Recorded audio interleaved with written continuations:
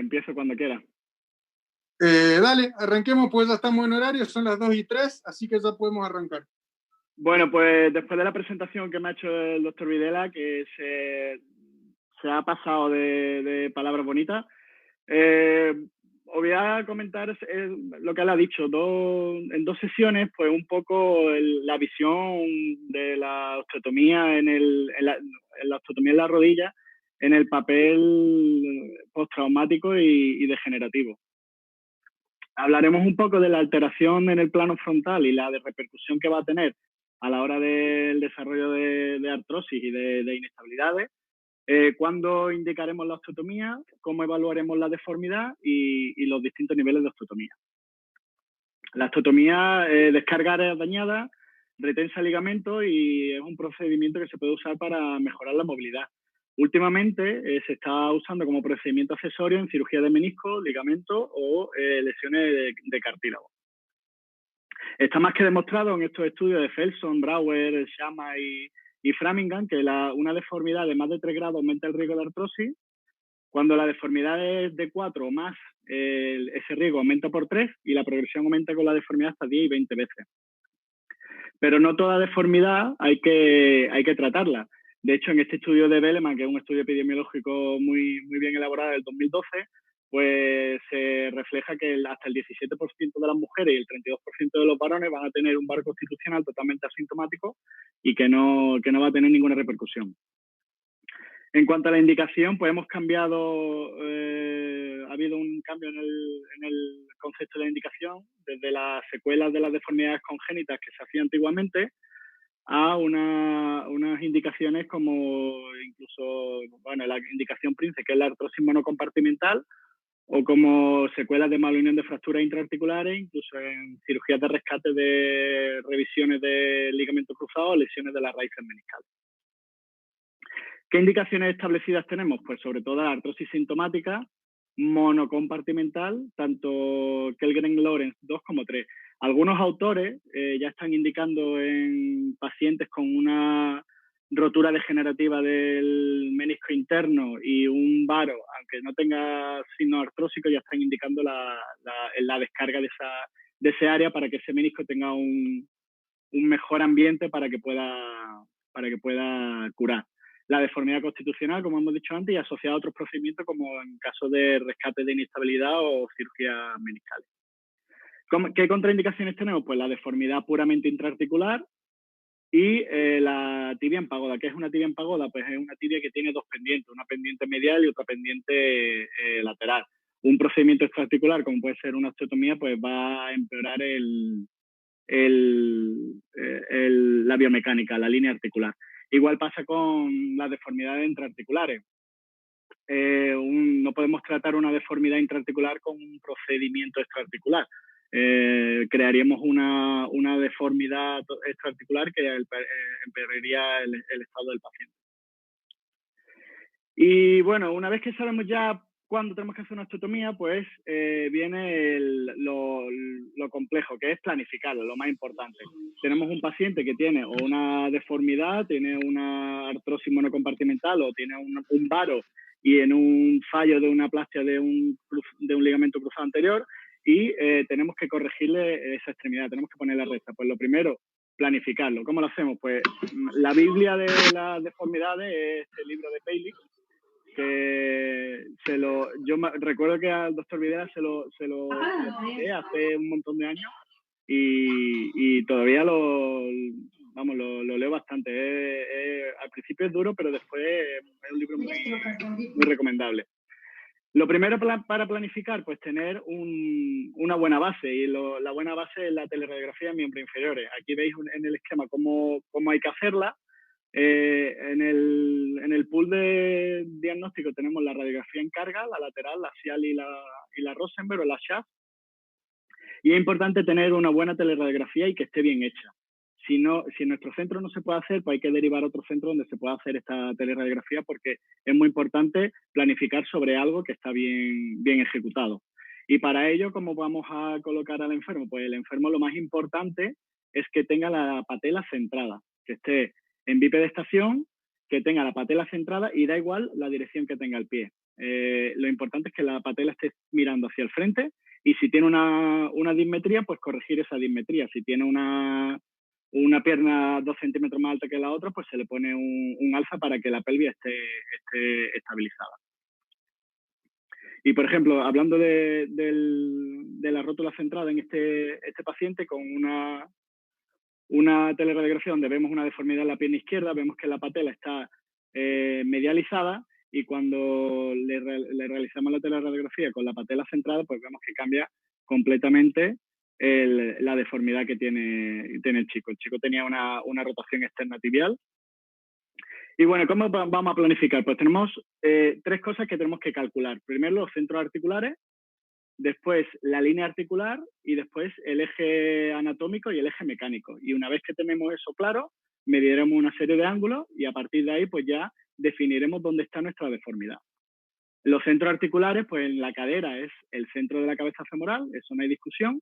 En la rodilla hay varios centros que se dan referencia como centros articulares, pero está claro que el ápice de la zona intercondilia o la zona intermedia entre ambas espinas tibiales es como el más consensuado, pero realmente si veis en la imagen, todos pasan casi por el mismo sitio.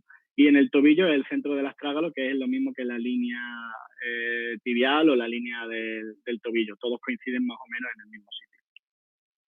Una vez que tenemos calculado nuestro centro articular, pues calculamos nuestra línea articular, que en el fémur distal, pues el punto más distal de los 2 cóndilos femorales, calculamos una línea que cruce esas dos intersecciones, esos 2 puntos.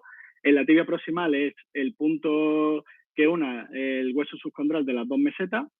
Y en el tobillo, pues podemos medirlo a través de las 2 cúpulas traguelinas o en la tibia, en el plafón tibial, pues los 2 puntos el más externo y el más medial.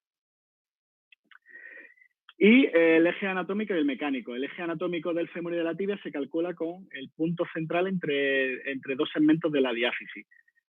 Suele coincidir con la fosita piriforme y la parte más medial del cóndilo femoral medial en el fémur, y en la tibia, pues, entre la espina tibial y el centro del tobillo. En el fémur, el eje mecánico se calcula desde el centro de la cabeza femoral hasta el techo de la zona intercondilia, y en la tibia, desde el centro de las espinas hasta el centro del tobillo. En el fémur, el eje mecánico y el eje anatómico varían 7 más o menos 2 grados, y en la tibia suelen coincidir. Y ahora entramos en faena. Esta nomenclatura es la nomenclatura de Dror-Paley que dio para el análisis de las deformidades, y aunque es bastante complejo en el miembro inferior porque tiene mucho ángulo, nosotros en la rodilla la verdad que nos quedamos con 2, que es el MLDFA, que es el ángulo, el ángulo mecánico lateral distal femoral, y en la tibia el ángulo medial proximal tibial. En la parte lateral también podemos hablar del ELO, que es el PPTA, que eso en la charla siguiente lo comentaremos mejor. Y bueno, la nomenclatura es fácil. M minúscula es de mecánico, A de anatómico, la M mayúscula de medial, L de lateral, P proximal de distal, F fémur y T tibia. Así que el MLDFA pues es el ángulo femoral distal lateral mecánico. MPTA, pues el ángulo tibial proximal medial. Es importante que nos quedemos con esta cifra, que el ángulo femoral lateral distal mecánico del fémur y el proximal tibial medial de la tibia son 87. Ese número es el que se tiene que quedar. 87 más menos 3, dicen los libros, pero bueno, es 87. Y la línea articular tiene una convergencia de 2 grados. ¿Y esto por qué es así? ¿Por qué es 87? Porque cuando estamos en la posición de descanso, nuestras líneas articulares en las 2 tibias están inclinadas 3 grados hacia medial. Cuando nos ponemos en posición de firme, los pies se abducen 3 grados y ya conseguimos que las líneas articulares estén completamente paralelos al suelo. De hecho, cuando estamos andando, en el momento abductor de la rodilla, se abduce la pierna 3 grados y conseguimos que la línea articular esté completamente paralela al eje del suelo. Por eso es importante saberse que el eje normal es 87. ¿Vale? Y una vez que tenemos planificado, pues tendremos una cosa más o menos así. Más importante, el eje mecánico, el de la derecha, con nuestra línea de Maculit, que es el eje de carga, que es la línea que va desde el centro de la cabeza femoral hasta el centro del tobillo, y nos dirá, tanto en los varos como en los valgos, sí, qué mensuración de varo y valgo tiene esa rodilla. Cuanto más medial esté en el platillo medial, pues será un varo mayor, y en el platillo lateral pues será un valgo mayor. Una vez que tenemos ya calculado el eje de carga, pues como veis ahí, el MAD, que es la desviación del eje mecánico, más de 15 grados sobre la línea media hacia medial es un varo, y más de 10 grados hacia lateral, o sea, más de 10 milímetros, perdón, hacia lateral, pues estamos en una deformidad en valgo. Cuando el eje mecánico lateral, el ángulo femoral distal lateral mecánico es mayor a 87 más menos 3, pues tendremos un fémur en varo. Cuando el ángulo proximal medial tibial es menor a 87, pues tendremos una tibia vara. En el caso de la deformidad en valgo de la extremidad, cuando el ángulo lateral distal femoral mecánico del fémur es menor a 87, estaremos en un valgo femoral, y en cambio cuando el ángulo medial proximal tibial es mayor a 87, pues estaremos ante una tibia valga. Y una vez que ya tenemos con esto analizada nuestra deformidad, pues ya podemos actuar sobre el hueso que está deformado. Si tenemos un varo femoral, pues ¿qué haremos? Pues actuaremos sobre el fémur. Si tenemos una tibia vara, pues podemos hacer un procedimiento en la tibia, tanto sustracción medial adición medial como sustracción externa. Podemos hacer el procedimiento, depende de la deformidad que tengamos. Pero esto que parece así sencillo, diciendo, bueno, pues tengo claro dónde está la deformidad, voy a actuar ahí, hasta el 20% de las osteotomías nos la encontramos en un sitio erróneo. Y hasta el 10% de los pacientes necesitan una osteotomía en doble nivel, o sea, actuar tanto en fémur como en tibia. Esto es un estudio, lo están revisando ahora, y parece que las osteotomías en doble nivel son importantes. ¿Por qué? Porque hay que intentar mantener la línea articular, como hemos dicho antes, paralela al suelo. Si nosotros intentamos corregir una gran deformidad, como puede ser en el caso de la A, que lo vemos aquí, un paciente que tiene un varo, que es que se sale el eje mecánico del hueso, no podemos actuar solo sobre la tibia y hacer una osteotomía de adición medial, porque crearemos esta deformidad en la línea articular, y el paciente, aunque tenga el pie, o sea, la pierna recta, no va a tener un miembro funcionante, porque va a tener mucho fallo a la hora de caminar, porque esa línea articular no va a ser competente a la hora de deambular.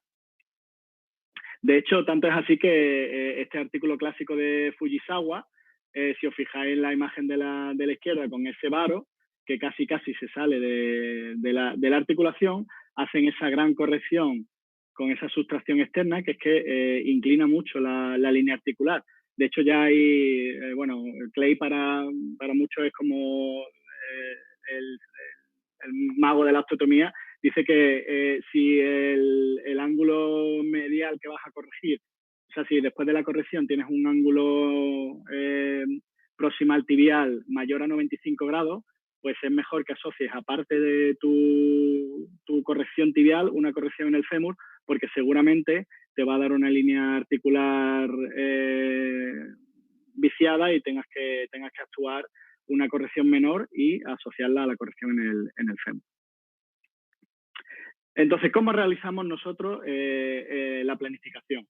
Lo primero, pues trazar el eje de la línea de Mikulicz, que es el eje de carga, que es esta línea que tenemos aquí trazada en azul, y ya sabemos que tenemos delante nuestra, pues tenemos un paciente que tiene una deformidad en varo, ¿vale? Está por dentro de la meseta medial, y es una deformidad en varo, pues bastante, ¿no? Que casi está en el 75% de la meseta interna.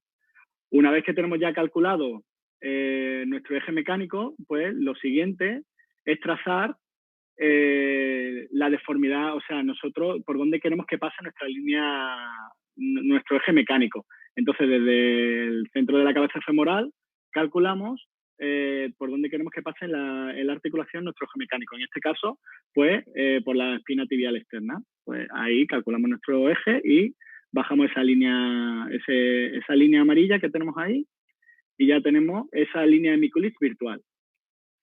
Una vez que tenemos ya calculado nuestra corrección, pues tenemos que calcular dónde va a estar nuestra bisagra. Nuestra bisagra es la zona del hueso donde nosotros vamos a crear esa osteoclasia para que corregir nuestra cuña, nuestra cuña, nuestro triángulo, nuestra base medial del triángulo. Definir la bisagra de la osteotomía. Una vez que tenemos definida esa bisagra, pues trazamos dos líneas. Una línea hacia el eje mecánico del paciente y otra hacia el que nosotros le hemos calculado que queremos corregir. Eso nos dará un ángulo y ese ángulo que tenemos ahí, pues lo transponemos hacia nuestra zona de osteotomía, ¿vale? Ese es el ángulo que hemos calculado, que con un transportador de ángulo lo podemos medir, o si tienes una aplicación en el sistema de PACS, pues lo hace ahí en la aplicación, y eso lo transponemos a nuestra zona de osteotomía. Ese ángulo nos va a dar una base y esa base la calculamos. Si tenemos una teleradiografía que está nivelada, pues nos puede decir a lo mejor que ese ángulo tiene una base de 11 milímetros, pues ya sabemos que tenemos que hacer una apertura de 11 milímetros. Esto es así en la tibia, y en el fémur también se puede hacer con el mismo concepto. Primero calculamos, como en la figura 1, calculamos nuestro eje mecánico. En este caso tenemos un valgo femoral. Después, desde el centro del tobillo, calculamos el eje mecánico que nosotros deseamos que el paciente tenga después, o sea, la corrección que queremos. Le calculamos nuestra bisagra y desde la bisagra trazamos nuestras dos líneas para calcular el ángulo. Ese ángulo lo transponemos a la zona de osteotomía. En este caso le vamos a hacer una osteotomía de sustracción medial femoral distal y nos da esa H, que es la cantidad de hueso que le tenemos que sustraer ese fémur distal. ¿Cómo calculamos la bisagra? Pues esto es el punto casi más crítico de la osteotomía. ¿Por qué? Porque depende de dónde tú calcules tu bisagra, pues el riesgo de crear una fractura de la bisagra es mayor o menor. De hecho, los 3 puntos que están más en boga ahora mismo son el de los publicados por Stabuli, Lowenhofer y Hahn. Y solo se resumen en ese punto, más o menos en ese centro de ahí, que suele ser uno encima de la articulación tibio-peronea proximal y a unos 5 o 10 milímetros de la cortical externa de la tibia proximal. Es importante que a la hora de nosotros calcular la bisagra intentemos rotar internamente el pie para que podamos ver la articulación tibio-peronea proximal en todo su esplendor, porque si no se nos esconde. Si le hacemos una pepura de la rodilla, se esconde por detrás de la rodilla y no la vemos bien. ¿Qué complicaciones tiene esta técnica? Pues mira, hasta el 21% de los casos tiene alguna complicación, pero pueden ser mayores, como en el caso de pérdida de la corrección, pseudoartrosis de tibia, fractura de la tuberosidad tibial, fatiga del implante. Otras bastante más graves, como es la lesión de la arteria poplitea por la zona de la osteotomía, lesión permanente del nervio peroneo cuando se hacen osteotomías de sustracción tibial externa, infección del sitio quirúrgico, que eso es una tragedia, y la trombosis venosa profunda. Estas se dan en el 13% de los casos. En el 11,2% pues hay un retraso en la cicatrización, una lesión reversible del nervio peroneo, una trombosis superficial y una intolerancia al material de osteosíntesis. La mayoría de las veces es una intolerancia al material, porque la verdad que cuando pones una placa de osteotomía en la tibia proximal molesta después y muchas veces hay que quitarla, y la pseudoartrosis cuando has tenido una fractura de la bisagra. De hecho, como complicaciones, la fractura de la bisagra es casi la más frecuente, y Takeuchi las clasificó en 3 tipos, depende de la zona donde rompiera. El tipo 1 rompe la cortical lateral de la tibia proximal. El tipo 2 se va distal a la articulación tibio-peronea proximal. Y el tipo 3 es una fractura epifisaria que se comporta como una fractura intraarticular de la meseta. Esta fractura de la bisagra va a provocar una pérdida de la corrección que nosotros hemos creado y en muchas ocasiones un retardo de la consolidación. En las tipo 1 se puede corregir intraoperatoriamente dando compresión al foco, que eso lo veremos en la siguiente sesión con la técnica quirúrgica y los truquillos que yo he aprendido en los cursos que he ido, que son los cursos en Inglaterra. Los cursos que he ido son allí en Inglaterra y te enseñan todos los trucos, y yo os lo diré en la próxima sesión. Y listo. Y la tipo 2 no se suele ver intraoperatoria y la ves en el postoperatorio. Y se suele tratar con descarga y si no consolida, aportas injerto o le pones una placa en el caso de que sospeche que no va a pegar solo con injerto. Y la tipo 3, que es la fractura intraarticular, pues se puede realizar un abordaje mínimamente invasivo por externo y una osteosíntesis con tornillos canulados, aparte de la placa para fijar la osteotomía. Y la lesión vascular, pues la lesión vascular es casi la más frecuente. Yo, de lo poco que tengo tranquilo cuando hago una osteotomía, es que siempre tengo esta sierra, que es la que veis abajo, que es la Precision Blade, que es una sierra de striker, y que veis que solo se mueve la punta y tienes una precisión muy, muy certera, vamos, donde tú sabes que donde está el motor no va a pasar más. O sea, si tú no profundizas, no pasa la sierra y no tiene la pérdida de control que te pasa muchas veces con otro tipo de sierra. El nervio tibial y los vasos popliteos, este es un estudio de Dietrich Pape que está muy bien, y si os animáis a empezar a hacer osteotomía, os recomiendo que os leáis este artículo, que te dice paso por paso todo lo que puede afectar al hacer tu osteotomía, todos los nervios que están en riesgo, la estructura, y la verdad que muy, muy buen artículo, y casi, vamos, para tenerlo guardado en el ordenador y consultarlo cada 2x3. El nervio tibial y los vasos popliteos están localizados a casi 2 centímetros de la cortical posterior de la tibia, y independientemente del grado de flexión de la rodilla van a estar a 1 o 2 centímetros. O sea que eso de hacer la osteotomía a 90 grados de flexión para que se vayan hacia atrás los vasos, eso no es así en la tibia. En el fémur puede que sea algo así, pero en la tibia desde luego no. En la tibia puedes hacer la osteotomía si estás cómodo en extensión completa, que los vasos van a seguir estando a 1 o 2 centímetros de la cortical posterior de la tibia. Y en el 6% de los casos hay una rama aberrante de la arteria tibial anterior que pasa anterior al músculo popliteo. Entonces, cuando estás haciendo la osteotomía de la cortical posterior, pues en el 6% de los casos, que sepas que puedes romper esta rama y empezar a sangrar el foco de osteotomía, y pues nada, tendrás que sobre corregir ese foco de osteotomía, abrir el foco de osteotomía mucho y o ligarla o coagularla como buenamente pueda. Y vamos, que simplemente que sepáis que eso es una rama aberrante y que hay que tener cuidado con ella. Y listo, esto es lo que yo os quería decir, que poco más. Después tengo 3 casos clínicos por si queréis que los comentemos, y ya está. Bueno, la alteración del plano frontal aumenta el riesgo de artrosis, como hemos dicho antes. Importante la osteotomía para descargar área dañada y retensar ligamentos. Importantísimo tener claro la planificación preoperatoria y sobre todo sentarte y hablar con el enfermo. No todo paciente es susceptible de una osteotomía. Hay que hablar con el enfermo qué expectativas tiene, si es muy activo y aunque sea añoso hay que plantear la osteotomía y no una prótesis. Yo creo que la osteotomía ha resurgido para quedarse y cada día creo que se va a hacer más. Y es importante sentarte con el enfermo y ver qué realidad quiere él después de la cirugía, porque desde luego la osteotomía no es una cirugía sencilla y tiene que tener claro el enfermo que después tiene una serie de rehabilitación.